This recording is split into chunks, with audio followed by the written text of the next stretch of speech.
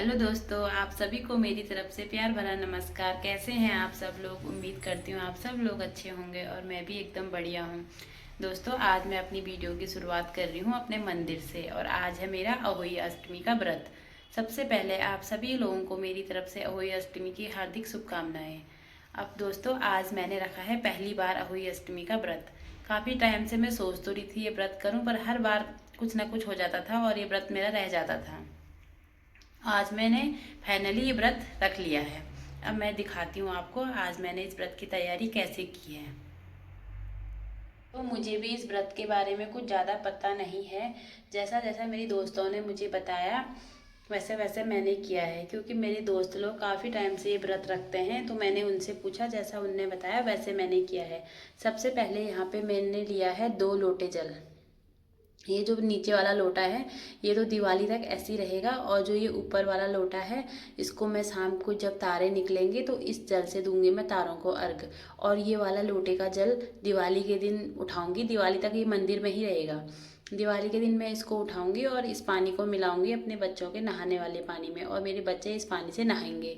और ये है ऊपर मैंने बनाया है आटे की गुलगुले, इसका लगाऊंगी मैं शाम को अहोई माता के लिए भोग। और जो ये माला है स्याऊ माला, ये पहनूंगी मैं कथा के बाद अपने गले में, तब तक ये इसी में रहेगी। दिन में मैं कथा जब कथा करूंगी, कथा करने के बाद जब मेरी दिन की पूजा हो जाएगी उसके बाद मैं इसको पहनूंगी गले में। इसमें होते हैं ये 2 मोती। वैसे इसमें जिनके एक एक बच्चा होता है उनका बढ़ेंगे 2 मोती, और मेरे 2 बच्चे हैं तो इसलिए इसमें मैंने डाले हैं 4 मोती। हर साल इसमें 4-4 मोती मेरे बढ़ते जाएंगे। अगर मेरा एक ही बच्चा होता तो सिर्फ 2 ही मोती बढ़ते, पर मेरे 2 बच्चे हैं इसलिए इसमें हर साल 4-4 मोती बढ़ते जाएंगे। और इसको मैं पहनूंगी दिवाली तक अपने गले में। दिवाली के दिन मैं सुबह नहा धो के इसको निकाल के इसकी पूजा करके संभाल के रख दूंगी। फिर अगले साल जिस दिन मेरी अहोई अष्टमी का व्रत होगा उस दिन निकाल के फिर इसको पहनूंगी। मैंने ऐसे पूजा करी है। यहाँ पे है मेरा दिया और यहाँ पे है मेरा श्रृंगार का सामान। ये श्रृंगार का सामान भी जाता है अपनी सासू माँ के लिए। और ये यहाँ पे है मेरी अहोई माता की फ़ोटो, उनको मैंने उड़ाई है चुनरी।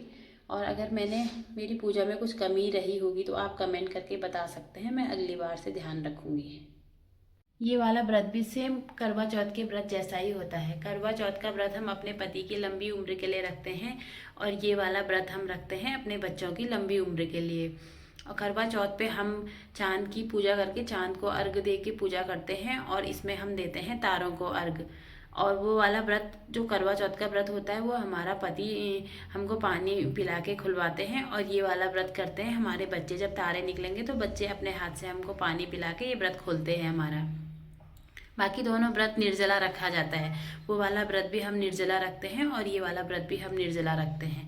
पर इसमें थोड़ा परहेज है, उसमें उतना कुछ है नहीं। इसमें एक तो हमने चाकू चाकू से कुछ काटने कूटने का, जैसे सब्जी वब्जी हम कुछ नहीं काट सकते हैं, वो हम किसी की दूसरे की मदद लेंगे, कोई दूसरा हमारी सब्जी वब्जी काट देगा। और इसमें हम सुई का काम नहीं करेंगे, कपड़े वपड़े नहीं सिल सकते हैं, इसमें हम कैंची नहीं चला सकते हैं।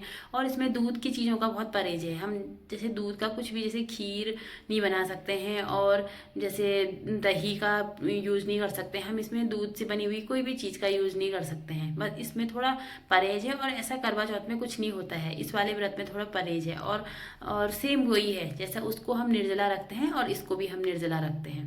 पर वो पति के लिए होते हैं। वो वाला व्रत हमारा पति के लिए होता है, और ये वाला व्रत हमारा बच्चों के लिए होता है, बच्चों की लंबी उम्र के लिए, अच्छे स्वास्थ्य के लिए, इसलिए रखा जाता है।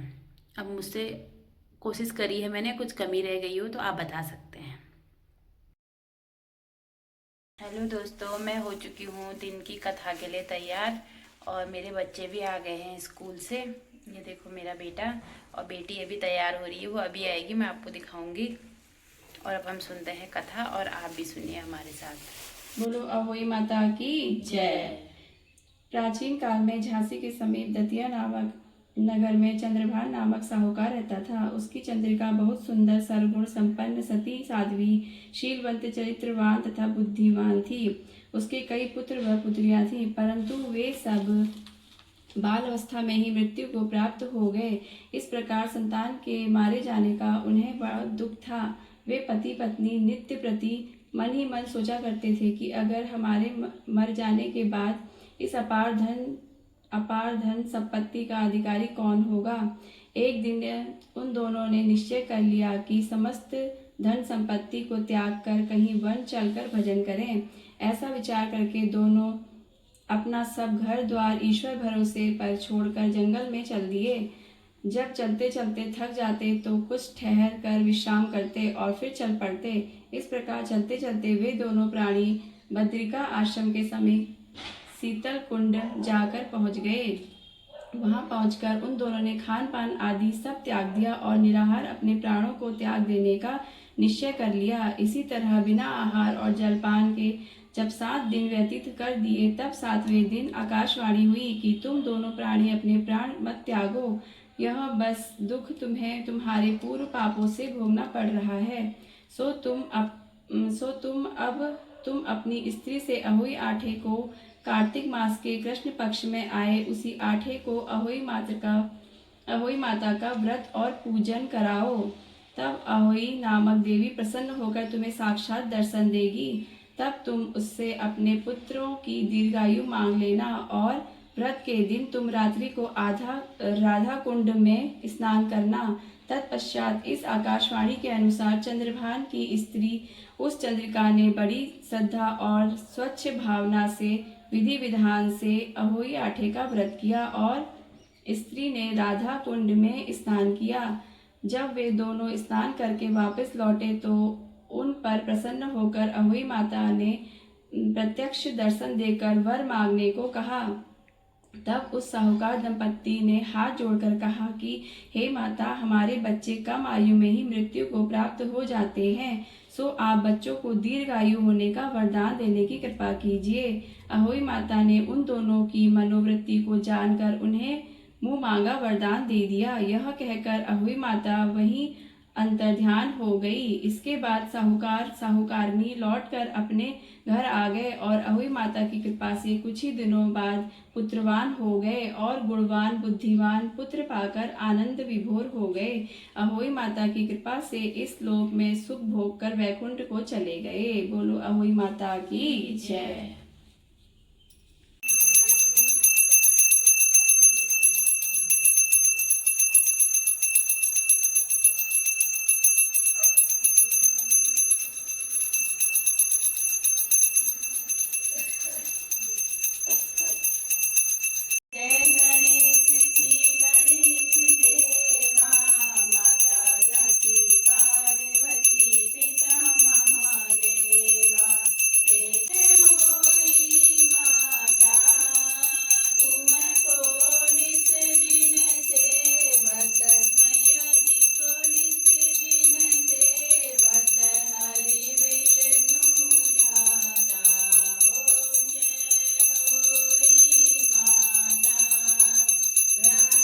तो मेरी पूजा हो चुकी है, दिन की मैंने कथा भी सुन ली है। अब मैं पहनूंगी ये स्याऊ माला।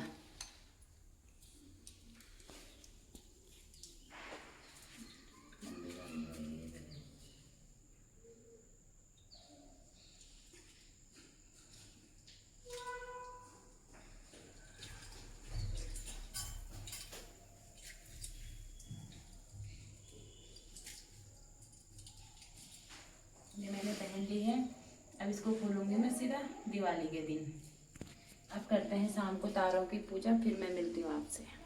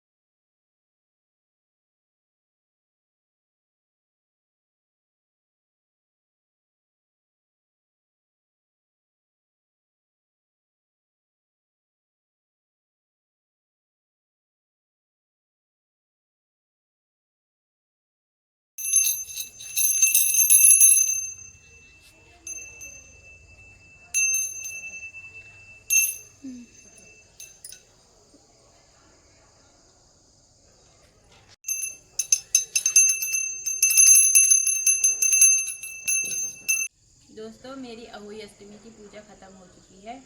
आई होप आपको मेरी पूजा पसंद आई होगी। अगर मैंने कहीं पे भी कोई भी गलती की तो आप कमेंट करके बता सकते हैं।